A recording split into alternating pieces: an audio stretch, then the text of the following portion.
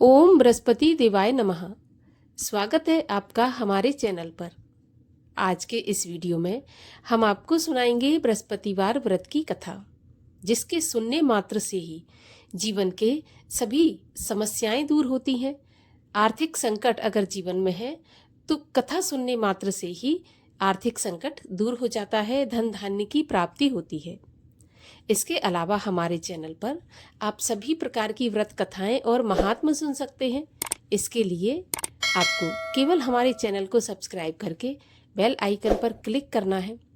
और अगर आज की ये कथा आपको अच्छी लगे तो लाइक अवश्य कर दीजिए, क्योंकि आपके लाइक से हमें ये पता चलता है कि आपको हमारा वीडियो पसंद आया है। तो चलिए अब शुरू करते हैं बृहस्पतिवार व्रत की कथा। तो भगवान विष्णु का बृहस्पति देव का ध्यान करते हुए हाथ में गुड़ और चना लेकर कथा आरंभ करते हैं। एक समय की बात है, राजा शिकार खेलने वन को चले गए। घर पर रानी और दासी थी। उसी समय गुरु बृहस्पति देव साधु का रूप धारण कर राजा के दरवाजे पर भिक्षा मांगने आए। साधु ने रानी से भिक्षा मांगी तो वह कहने लगी, हे साधु महाराज, मैं इस दान पुण्य से तंग आ गई हूँ। इस कार्य के लिए तो मेरे पति देवी बहुत हैं। अब आप ऐसी कृपा करें कि सारा धन नष्ट हो जाए और मैं आराम से रह सकूं। साधु रूपी बृहस्पति देव ने कहा, देवी तुम तो बड़ी विचित्र हो। संतान और धन से कोई दुखी नहीं होता। पापी भी पुत्र और धन की इच्छा करता है। अगर तुम्हारे पास धन अधिक है तो भूखे मनुष्यों को भोजन कराओ, प्याऊ लगवाओ, ब्राह्मणों को दान दो, धर्मशालाएं बनवाओ, कुआं, तालाब, बावड़ी, बाग, बगीचों आदि का निर्माण कराओ तथा निर्धनों की कुंवारी कन्याओं का विवाह कराओ। साथ ही यज्ञ आदि करो। इस प्रकार के कर्मों से आपके कुल का और आपका नाम परलोक में सार्थक होगा एवं स्वर्ग की प्राप्ति होगी। परंतु रानी साधु की इन बातों से खुश नहीं हुई। उसने कहा, हे साधु महाराज, मुझे ऐसे धन की आवश्यकता नहीं जिसको मैं अन्य लोगों को दान दूं तथा जिसको रखने और संभालने में ही मेरा सारा समय नष्ट हो जाए। साधु ने कहा, हे देवी, यदि तुम्हारी ऐसी इच्छा है तो जैसा मैं तुम्हें बताता हूँ तुम वैसा ही करना। बृहस्पतिवार के दिन घर को गोबर से लीपना, अपने केशों को पीली मिट्टी से धोना, केशों को धोते समय स्नान करना, राजा से कहना वह हजामत करवाए, भोजन में मांस मदिरा खाना, कपड़ा धोबी के यहाँ धुलने डालना। इस प्रकार 7 बृहस्पतिवार करने से तुम्हारा सारा धन नष्ट हो जाएगा। यह कहकर साधु महाराज अंतर्ध्यान हो गए। रानी ने साधु के कहने के अनुसार 7 बृहस्पतिवार वैसा ही करने का विचार किया। साधु के बताए अनुसार करते हुए केवल 3 बृहस्पतिवार ही बीते थे कि उसकी समस्त धन संपत्ति नष्ट हो गई।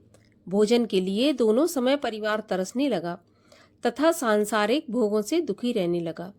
तब वह राजा रानी से कहने लगा कि हे रानी, तुम यहाँ पर रहो, मैं दूसरे देश को जाता हूँ, क्योंकि यहाँ पर मुझे सभी मनुष्य जानते हैं, इसलिए मैं यहाँ कोई कार्य नहीं कर सकता। देश चोरी परदेश भीख बराबर है। ऐसा कहकर राजा परदेश चला गया। वहाँ जंगल से लकड़ी काटकर लाता और शहर में बेचता। इस तरह जीवन व्यतीत करने लगा। इधर राजा के बिना रानी और दासियां दुखी रहने लगी। किसी दिन भोजन मिलता और किसी दिन जल पीकर ही रह जाती। एक समय रानी और दासियों को 7 दिन बिना भोजन के व्यतीत हो गए। तो रानी ने अपनी दासी से कहा कि हे दासी, यह पासी के नगर में मेरी बहन रहती है, वह बड़ी धनवान है, तू उसके पास जा और वहां से 5 सेर बेझर मांग कर लिया, जिससे कुछ समय के लिए गुजर हो जाएगी। दासी रानी की बहन के पास गई। रानी की बहन उस समय पूजा कर रही थी। बृहस्पतिवार का दिन था। दासी ने रानी की बहन से कहा, हे रानी, मुझे आपकी बहन ने भेजा है, मुझे 5 सेर बेझर दे दो। दासी ने यह बात अनेक बार कही, परंतु रानी की बहन ने कोई उत्तर नहीं दिया, क्योंकि वह उस समय बृहस्पतिवार की कथा सुन रही थी। जब दासी को रानी की बहन से कोई उत्तर नहीं मिला तो वह बहुत दुखी हुई। उसे क्रोध भी आया। वह लौटकर रानी से बोली, हे रानी, आपकी बहन बहुत ही धनी स्त्री है, छोटे लोगों से बात भी नहीं करती। मैंने उससे कहा तो उसने कोई उत्तर नहीं दिया। मैं वापस चली आई। रानी बोली, हे दासी, इसमें उसका कोई दोष नहीं है। जब बुरे दिन आते हैं तब कोई सहारा नहीं देता। अच्छे बुरे का पता विपत्ति में ही लगता है। जो ईश्वर की इच्छा होगी वही होगा। यह सब तो हमारे भाग्य का दोष है। उधर रानी की बहन ने सोचा कि मेरी बहन की दासी आई थी, परंतु मैं उससे नहीं बोली। इससे वह बहुत दुखी हुई होगी। कथा सुन और विष्णु भगवान का पूजन समाप्त कर वह अपनी बहन के घर आई और कहने लगी, हे बहन, मैं बृहस्पतिवार का व्रत कर रही थी। तुम्हारी दासी गई, परंतु जब तक कथा होती है तब तक ना उठते हैं और ना बोलते हैं, इसीलिए मैं नहीं बोली। कहो दासी क्यों गई थी? रानी बोली, बहन, हमारे घर अनाज नहीं था। वैसे तुमसे कोई बात छुपी नहीं है, इस कारण मैंने दासी को तुम्हारे पास 5 सेर बेझल लेने के लिए भेजा था। रानी की बहन बोली, बहन देखो, बृहस्पति भगवान सबकी मनोकामना पूरी करते हैं। देखो शायद तुम्हारे घर में अनाज रखा हो। यह सुनकर दासी घर के अंदर गई तो वहां उसे एक घड़ा बेजर का भरा मिल गया। उसे बड़ी हैरानी हुई क्योंकि उसने एक एक बर्तन देख लिया था। उसने बाहर आकर रानी को बताया। दासी अपनी रानी से कहने लगी, हे रानी, देखो, वैसे हमको जब अन्न नहीं मिलता तो हम रोज ही व्रत करते हैं। अगर इनसे व्रत की विधि और कथा पूछ ली जाए तो उसे हम भी किया करेंगे। दासी के कहने पर रानी ने अपनी बहन से बृहस्पतिवार व्रत के बारे में पूछा। उसकी बहन ने बताया, बृहस्पतिवार के व्रत में चने की दाल और मुनक्का से विष्णु भगवान का केले की जड़ में पूजन करें तथा दीपक जलाएं, पीला भोजन करें तथा कथा सुनें। इस प्रकार करने से गुरु भगवान प्रसन्न होते हैं, अन्न पुत्र धन देते हैं, मनोकामना पूरी करते हैं। व्रत और पूजन की विधि बताकर रानी की बहन अपने घर लौट गई। रानी और दासी दोनों ने निश्चय किया कि बृहस्पति भगवान का पूजन अवश्य करेंगी। 7 रोज बाद जब बृहस्पतिवार आया तो उन्होंने व्रत रखा। घुड़साल में जाकर चना और गुड़ बीन लाई तथा उसकी दाल से केले की जड़ तथा विष्णु भगवान का पूजन किया। अब भोजन पीला कहाँ से आए? दोनों बड़ी दुखी हुई, परंतु उन्होंने व्रत किया था, इस कारण बृहस्पति भगवान प्रसन्न थे। एक साधारण व्यक्ति के रूप में वे 2 थालों में सुंदर पीला भोजन लेकर आए और दासी को देकर बोले, हे दासी, यह भोजन तुम्हारे और रानी के लिए है, तुम दोनों करना। दासी भोजन पाकर बड़ी प्रसन्न हुई और रानी से बोली, रानी जी भोजन कर लो। रानी को भोजन आने के बारे में कुछ पता नहीं था, इसलिए वह दासी से बोली, जा तू ही भोजन कर, क्योंकि तू हमारी व्यर्थ में हंसी उड़ाती है। दासी बोली, एक व्यक्ति भोजन दे गया है। रानी कहने लगी, वह भोजन तेरे लिए ही दे गया है, तू ही भोजन कर। दासी ने कहा, वह व्यक्ति हम दोनों के लिए 2 थालों में भोजन देकर गया है, इसलिए मैं और आप दोनों ही साथ साथ भोजन करेंगी। दोनों ने गुरु भगवान को नमस्कार करके भोजन प्रारंभ किया। उसके बाद से वे प्रत्येक बृहस्पतिवार को गुरु भगवान का व्रत और पूजन करने लगी। बृहस्पति भगवान की कृपा से उनके पास धन हो गया, परंतु रानी फिर पहले की तरह आलस करने लगी। तब दासी बोली, देखो रानी, तुम पहले भी इस प्रकार आलस करती थी, तुम्हें धन के रखने में कष्ट होता था, इस कारण सभी धन नष्ट हो गया।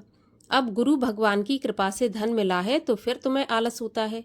बड़ी मुसीबतों के बाद हमने यह धन पाया है, इसलिए हमें दान पुण्य करना चाहिए तथा भूखे मनुष्यों को भोजन कराओ, प्याऊ लगवाओ, ब्राह्मणों को दान दो, कुआं, तालाब, बावड़ी आदि का निर्माण करवाओ, मंदिर, पाठशाला बनवाकर दान दो, कुंवारी कन्याओं का विवाह करवाओ, धन को शुभ कार्यों में खर्च करो, जिससे तुम्हारे कुल का यश बढ़े तथा स्वर्ग प्राप्त हो और पितृ प्रसन्न हो। दासी की बात मानकर रानी ने इसी प्रकार के कर्म करने प्रारंभ किए। अब तो रानी का काफी यश फैलने लगा। एक दिन रानी और दासी आपस में विचार करने लगी कि न जाने राजा किस दशा में होंगे, उनकी कोई खोज खबर नहीं है। गुरु भगवान से उन्होंने प्रार्थना की और भगवान ने रात्रि में राजा को स्वप्न में कहा कि हे राजा, उठ, तेरी रानी तुझको याद करती है, अब अपने देश को लौट जा। राजा प्रातःकाल उठा। वह विचार करने लगा कि स्त्री जाति खाने और पहनने की ही साथी होती है, पर भगवान की आज्ञा मानकर वह अपने नगर को चलने के लिए तैयार हुआ। जब राजा परदेश गया तो परदेश में बहुत दुखी रहने लगा था। प्रतिदिन जंगल से लकड़ी बीनकर लाता और उसे शहर में बेचकर अपने दुखी जीवन को बड़ी कठिनता से व्यतीत करता था। एक दिन राजा दुखी हो अपनी पुरानी बातों को याद करके रोने लगा। उस जंगल में बृहस्पति देव एक साधु का रूप धारण करके आए और राजा के पास आकर बोले, हे लकड़हारे, तुम इस सुनसान जंगल में किस चिंता में बैठे हो, मुझे बताओ।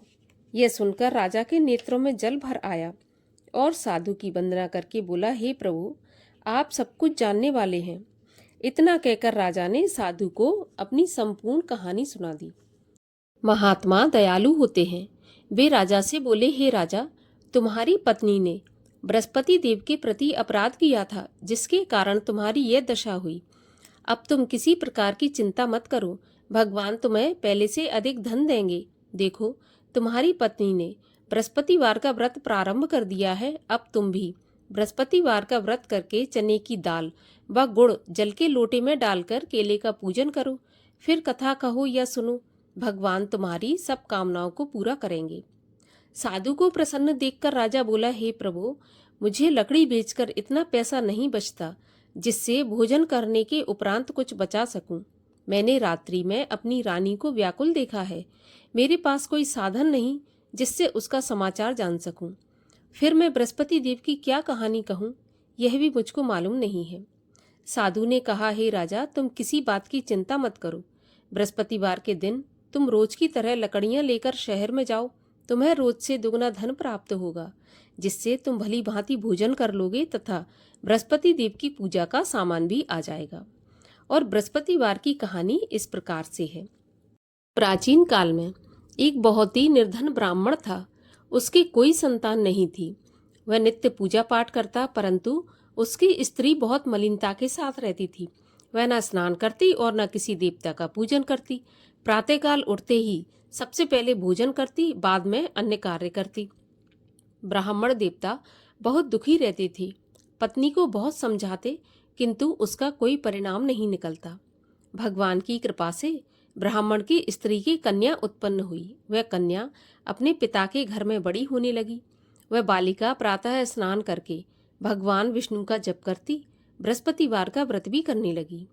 पूजा पाठ समाप्त करके स्कूल जाती तो अपनी मुट्ठी में जौ भर के ले जाती और पाठशाला के मार्ग में डालती जाती। वही जौ सोने के हो जाते तो उनको बीनकर घर ले आती थी। एक समय वह बालिका सूप में उन सोने के जौ को फटक कर साफ कर रही थी। तभी उसकी माँ ने देख लिया और कहा, हे बेटी, सोने के जौ को फटकने के लिए सोने का सूप होना चाहिए। दूसरे दिन गुरुवार था। इस कन्या ने व्रत रखा और बृहस्पति देव से प्रार्थना करके कहा कि प्रभु, यदि मैंने सच्चे मन से आपकी पूजा की हो तो मुझे सोने का सूप दे दो। बृहस्पति देव ने उसकी प्रार्थना स्वीकार कर ली। रोज की तरह वह कन्या जौ फैलाती हुई स्कूल चली गई। स्कूल से लौटकर जब जौ बीन रही थी तो बृहस्पति देव की कृपा से उसे सोने का सूप मिला। उसे वह घर ले आई और उसमें जौ साफ करने लगी, परंतु उसकी माँ का वही ढंग रहा। एक दिन की बात है, वह कन्या सोने के सूप में जौ साफ कर रही थी। उस समय उस नगर का राजकुमार वहां से होकर निकला। इस कन्या के रूप और कार्य को देखकर उस कन्या पर मोहित हो गया। राजमहल आकर भोजन तथा जल त्याग कर उदास होकर लेट गया। राजा को जब राजकुमार द्वारा अन्न जल त्यागने का समाचार ज्ञात हुआ तो अपने मंत्रियों के साथ वह अपने पुत्र के पास गए और बोले, हे बेटा, तुम्हें किस बात का कष्ट है?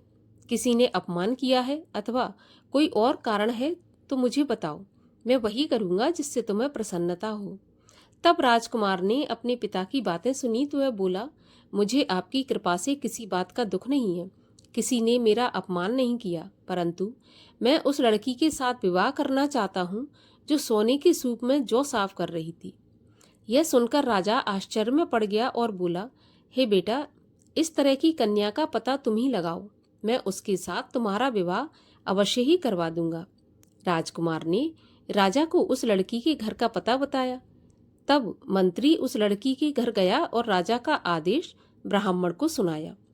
कुछ ही दिन बाद ब्राह्मण की कन्या का विवाह राजकुमार के साथ संपन्न हो गया। कन्या के घर से जाते ही उस ब्राह्मण देवता के घर में पहले की भांति गरीबी का निवास हो गया। अब भोजन के लिए भी अन्न बड़ी मुश्किल से मिलता था। एक दिन दुखी होकर ब्राह्मण देवता अपनी पुत्री से मिलने गए। बेटी ने पिता की दुखी अवस्था को देखा और अपनी माँ का समाचार पूछा तो ब्राह्मण ने सभी हाल कह दिया। कन्या ने बहुत सा धन देकर अपने पिता को विदा कर दिया। इस तरह ब्राह्मण का कुछ समय सुखपूर्वक व्यतीत हो गया, लेकिन कुछ दिन बाद फिर वही हाल हो गया। ब्राह्मण फिर अपनी कन्या के आ गया और सभी हाल कहा तो पुत्री बोली, हे पिताजी, आप माताजी को यहाँ लिवा लाओ, मैं उन्हें विधि बता दूंगी जिससे गरीबी दूर हो जाए। ब्राह्मण देवता अपनी स्त्री को साथ लेकर राजमहल अपनी पुत्री के पास पहुंचे तो पुत्री अपनी माँ को समझाने लगी कि हे माँ, तुम प्रातःकाल उठकर प्रथम स्नान आदि करके विष्णु भगवान का पूजन करो तो सब दरिद्रता दूर हो जाएगी। परंतु उसकी माँ ने उसकी एक भी बात नहीं मानी। वह प्रातःकाल उठकर अपनी पुत्री का बचा जूठन खा लेती थी। एक दिन उसकी पुत्री को बहुत गुस्सा आया। उसने एक रात को कोठरी से सारा सामान निकाल दिया और अपनी माँ को उसमें बंद कर दिया। प्रातःकाल उसमें से उसे निकाला तथा स्नान आदि करा के पूजा पाठ करवाया तो उसकी माँ की बुद्धि ठीक हो गई। इसके बाद वह नियम से पूजा पाठ करती और प्रत्येक बृहस्पतिवार को व्रत रखने लगी। इस व्रत के प्रभाव से उसकी माँ भी बहुत धनवान तथा पुत्रवती हो गई और बृहस्पति देवता के प्रभाव से स्वर्ग को गई। वह ब्राह्मण भी सुखपूर्वक इस लोक का सुख भोग कर स्वर्ग को प्राप्त हुआ।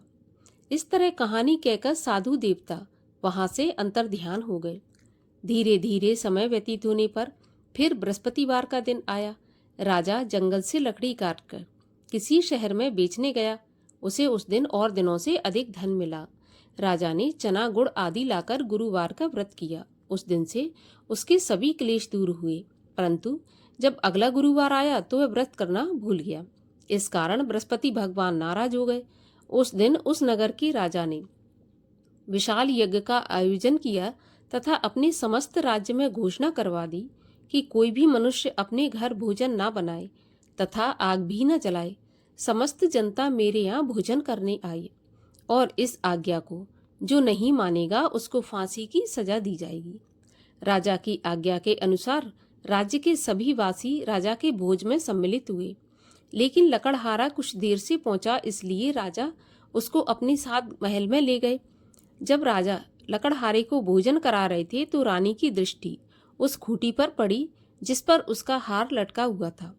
उसे हार खूंटी पर लटका दिखाई नहीं दिया तो रानी को निश्चय हो गया कि मेरा हार इस लकड़हारे ने चुरा लिया है। उसी समय सैनिक बुलवाकर उसको जेल खाने में डलवा दिया। जब लकड़हारा जेल खाने में गया तो बहुत दुखी होकर विचार करने लगा कि न जाने कौन से पूर्व जन्म के कर्म से मुझे यह दुख प्राप्त हुआ है, और उसी साधु को याद करने लगा जो कि जंगल में मिला था। तत्काल बृहस्पति देव साधु के रूप में प्रकट हो गए और उसकी दशा को देखकर कहने लगे, अरे मूर्ख, तूने बृहस्पति देवता की कथा नहीं की, इसी कारण तुझे दुख प्राप्त हुआ है। अब चिंता मत कर, बृहस्पतिवार के दिन जेल खाने के दरवाजे पर 4 पैसे पड़े मिलेंगे, उनसे तू बृहस्पति देव की पूजा करना तो तेरे सभी कष्ट दूर हो जाएंगे। अगले बृहस्पतिवार उसे जेल के द्वार पर 4 पैसे मिले। राजा ने पूजा का सामान मंगवाकर कथा कही और प्रसाद बांटा। उसी रात्रि को बृहस्पति देव ने उस नगर के राजा को स्वप्न में कहा कि हे राजा, तूने जिस आदमी को जेल खाने में बंद कर दिया है वह निर्दोष है, वह राजा है, उसे छोड़ देना। रानी का हार उसी खूंटी पर लटका हुआ है। अगर तू ऐसा नहीं करेगा तो मैं तेरे राज्य को नष्ट कर दूंगा।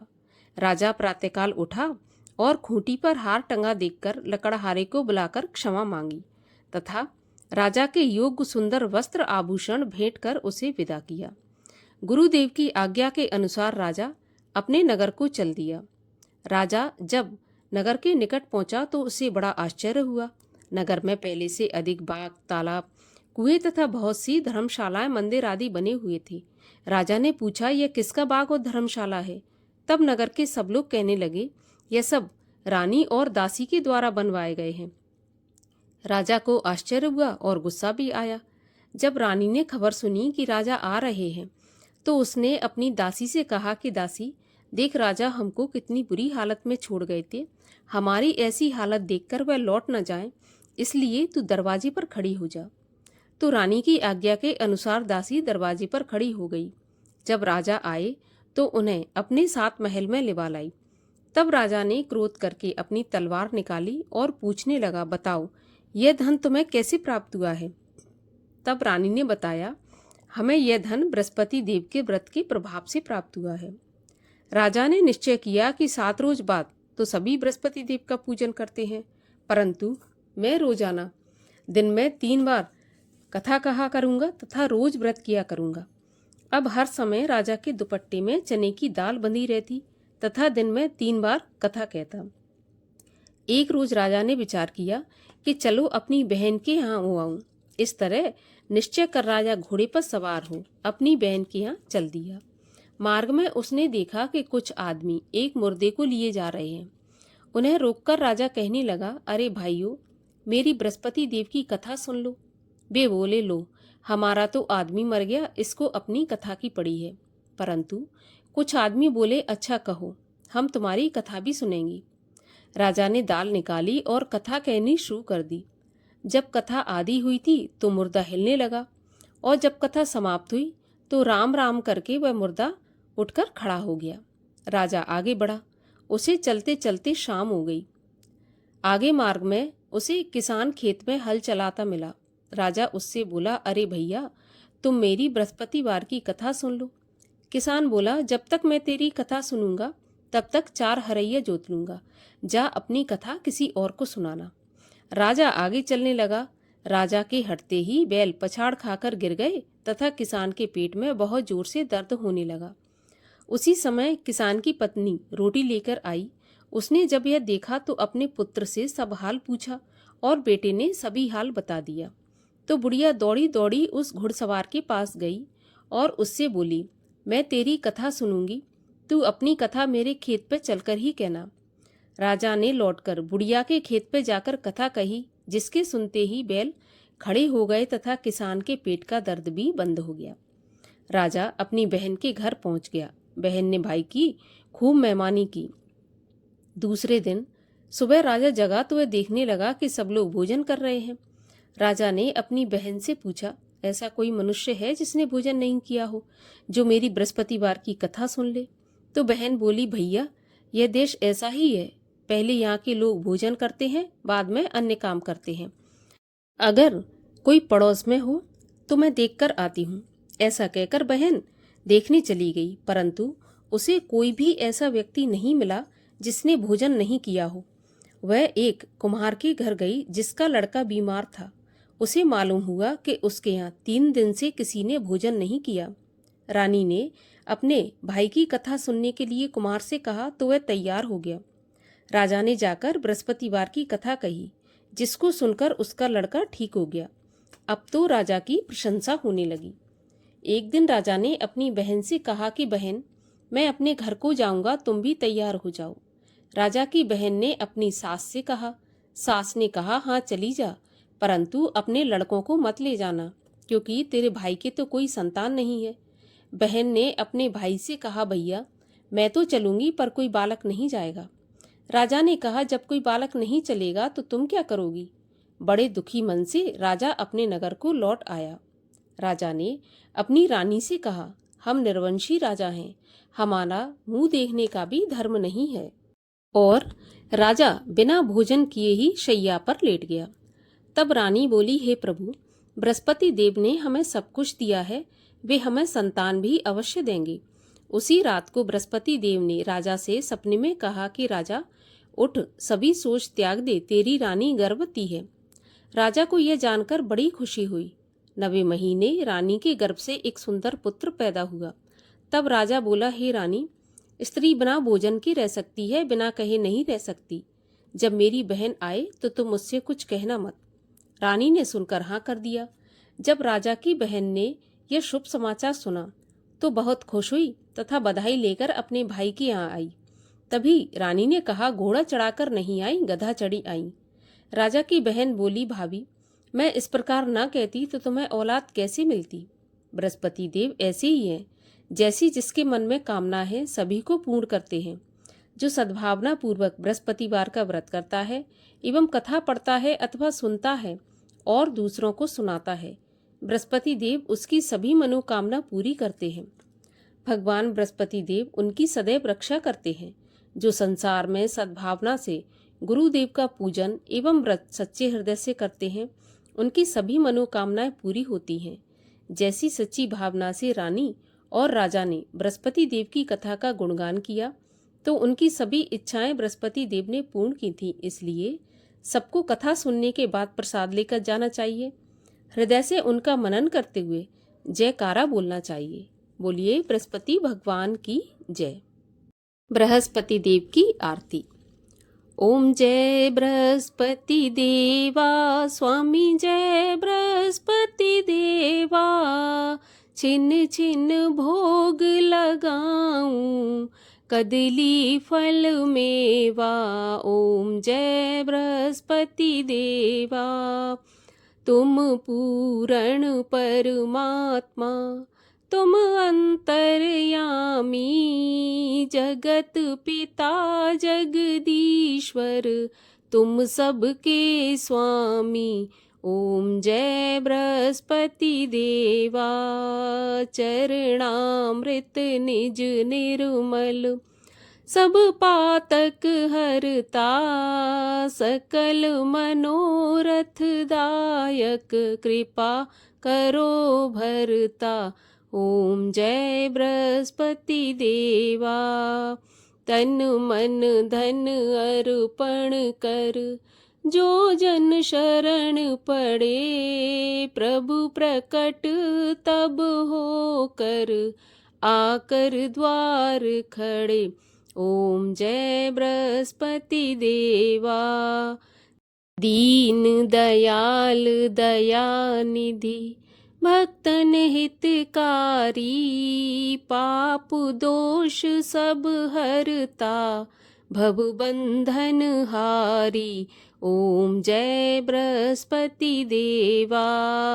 सकल मनोरथ दायक, सब संशय हारो। विषय विकार मिटाओ, संतन सुखकारी। ओम जय बृहस्पति देवा। जो कोई आरती तेरी, प्रेम सहित गावे। जेठानंद आनंद कर, सो निश्चय पावे। ओम जय बृहस्पति देवा। बोलो विष्णु भगवान की जय। बोलो बृहस्पति भगवान की जय।